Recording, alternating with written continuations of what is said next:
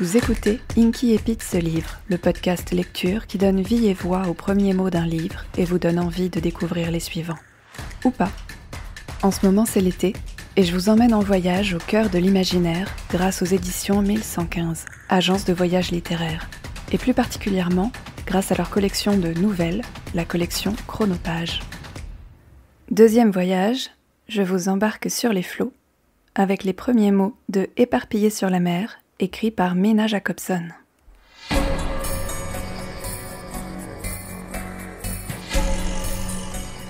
Le monde a changé.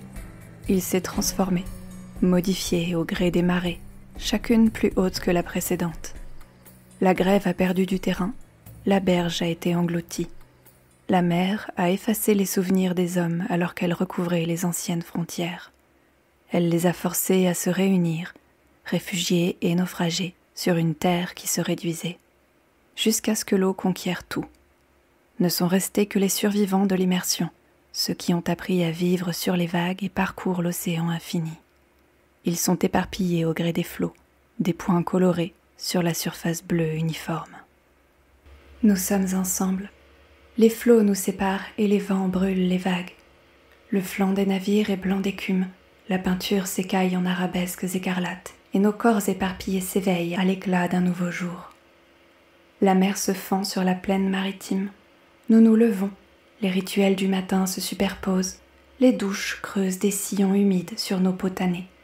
Les barres protéinées sont avalées en vitesse, nous enfilons nos tenues, identiques, d'un bleu sombre marqué d'une ligne blanche.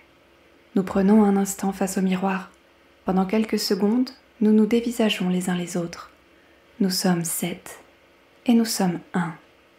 Les mêmes uniformes, les mêmes yeux d'un gris métallique, les mêmes taches de rousseur autour du nez. Nos 7 images se joignent pour former une conscience condensée. Puis l'élan d'une brise intérieure se lève et nous partons prendre nos postes. Chacun de nous est à sa place. Les gens nous croisent, nous dévisagent, inclinent la tête, clignent des yeux, signalent leur présence puis s'écartent pour nous laisser passer. Ils ne parlent pas, nous non plus. Le silence est familier. Ils fixent parfois la marque sur nos tempes, les 7 points noirs tatoués à la naissance des cheveux, là où chacun de nous a signé sur sa peau son appartenance à l'essaim. Sur le vaisseau mère, l'un de nous s'empare des commandes. La garde de nuit fait défiler un compte-rendu des plus ordinaires. 2 cétacés géants ont parasité les ondes radio avant l'aube. Leur chant couvrait les échanges des équipes au point qu'il a fallu temporairement changer de fréquence. Nous enfilons le casque d'écoute maritime avec l'espoir secret d'entendre à nouveau la mélodie des baleines. Les corps enregistrent, à la façon dont le système digestif ingère, digère, transforme et métabolise ce qui le traverse. Nos âmes connectées se nourrissent des sensations partagées. L'un écoute, chacun de nous entend. Nous n'y pensons pas, c'est automatique. Aussi simple que de respirer. Un souffle simultané à 7 bouches s'étire dans le temps depuis la naissance de notre essaim. Nous sommes sur des vaisseaux éloignés aux trajectoires parallèles. Chacun de nous participe, à sa façon, à l'avancée de la flotte humaine. Notre peuple l'appelle la Grande Traversée. Mais nous savons qu'il n'en est rien. Nous ne traversons rien. Nous surnageons, simplement. Nous avançons pour survivre, tenus par l'idée tenace que ce mouvement nous conduit quelque part, un ailleurs où nous pourrions poser pied à terre. Tandis que le premier écoute les bruits de l'océan, un deuxième prend son poste dans l'arrière-cabine du cargo alimentaire. Il est temps de vérifier les stocks. L'un de nous, le troisième, ailleurs encore, ajuste le thermostat d'une grande salle éclairée de néons bleus. Il jette un regard sur les bocaux, des milliers, qui saturent l'espace. Sur le verre, gravé en lettres capitales, on lit « Polycorps ». L'industrie a apposé sa marque. C'est le dernier vestige d'une entreprise terrienne, embarquée à bord de la flotte quelques décennies plus tôt pour la reproduction de l'espèce. Nous voyons les corps en suspension, des embryons à peine formés aux nourrissons prêts à émerger. Il y a une dizaine de naissances prévues aujourd'hui. Sur le vaisseau mère, le premier prend les commandes du navire. Nous observons l'océan paisible qui rayonne sous la lueur du soleil. Sur le même navire, l'un d'entre nous, le 4e, s'assied derrière un bureau et commence à écrire des lignes de calcul.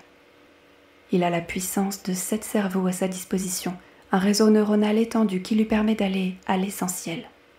Les formules tracent leur voie sur le papier recyclé. Le diffuseur central, point névralgique des communications de la flotte, émet un bourdonnement régulier près de lui, et chacun de nous reconnaît sa mélodie familière. Dans la chambre prénatale au néon bleu où se forment les jeunesses à venir, dans un silence bercé par le ronronnement des machines, le troisième d'entre nous avance entre les allées. Il vérifie les constantes des nourrissons les plus âgés, ceux qui verront le jour dans quelques heures. Pour l'instant, ils sont seuls, séparés du monde, immergés dans un liquide qui n'est pas sans rappeler les eaux de la mer au dehors. Lorsque les nourriciers viendront ouvrir les bocaux, ils pousseront leur premier cri, prendront leur premier souffle. Là encore, ils seront seuls, mais pour quelques instants à peine, le temps que les tatoueurs viennent leur implanter des puces sous la peau et marquer leurs tempes de points noirs. Puis ils seront ensemble, comme nous sommes ensemble depuis toujours. C'est ainsi que naissent les policés. Polycorps, devenus policés, ceux qui ont plusieurs corps. La plupart sont déjà deux sans le savoir. Ils grandissent côte à côte, leurs bocaux accolés, identiques, des clones l'un de l'autre, sans que l'on sache vraiment qui est la copie de l'autre. Peu importe, dans notre monde, la singularité a perdu sa valeur. L'identité se forme dans la complétude, l'appartenance, l'homogénéité. Naîtront aussi des policés à 3, 4 ou plus de membres. Nous sommes 7. Jamais un policé n'avait été si nombreux. On nous appelle les saints. La connexion se fait via la puce électronique, un simple objet de métal, plus mince que l'épaisseur d'un doigt, qui se connecte à un réseau préprogrammé, rendu accessible par les diffuseurs. Quelle que soit la distance, nous sommes ensemble, à tout instant du jour ou de la nuit. Autrefois, les gens utilisaient un réseau externe, des échanges informatiques qui passaient par des machines connectées. Nous n'avons plus besoin de tels détours. L'information vient directement d'un cerveau à l'autre, d'un corps à l'autre. Tout est partagé, et chacun de nous vit une multitude de sensations à la fois. Nous n'avons jamais rien connu d'autre, et n'osons pas imaginer le terrible vide d'une solitude corporelle. Les diffuseurs sur chaque navire de la flotte vibrent en continu, alimentent sans cesse la circulation du réseau et nous maintiennent connectés les uns aux autres. Le vaisseau mère avance sur les vagues, nous le guidons d'une main ferme tandis que les centaines d'autres navires de la flotte suivent dans son sillage. Chacun de nous peut sentir la force de l'eau qui gronde contre la coque. Puis vient une douleur, étourdissante, soudaine. 7 corps qui se penchent en avant, 7 souffles qui se coupent. Nous sommes ensemble, âmes connectées, identiques, intimement entremêlées. Nous n'avons pas le temps de comprendre, pas le temps de penser. Un vent se lève, noir, orageux. Il s'infiltre dans les réseaux, se loge dans nos corps et vient rompre un lien que nous pensions immuable. C'est le court-circuit, la rupture, ligne diffuse, coupure, déchirure, brisure. 7. 1. Les paupières sont douloureuses. La chaleur qui gonfle dans le crâne donne la nausée. Nous refoulons une envie de vomir. Je crache un filet de salive teintée de sang. Prenons appui sur nos bras. Je retombe. Je n'ai plus de force. Nous sommes faibles, écrasés par un poids terrible. Ma gorge me brûle. Nos corps... Non. Mon corps. Oh.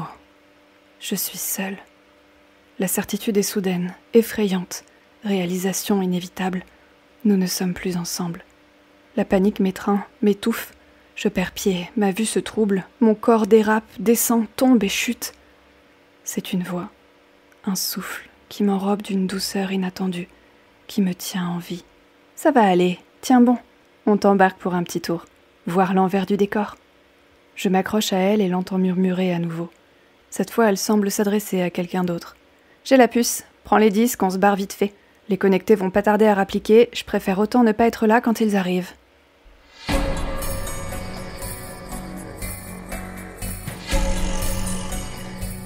Merci de m'avoir écouté jusqu'au bout.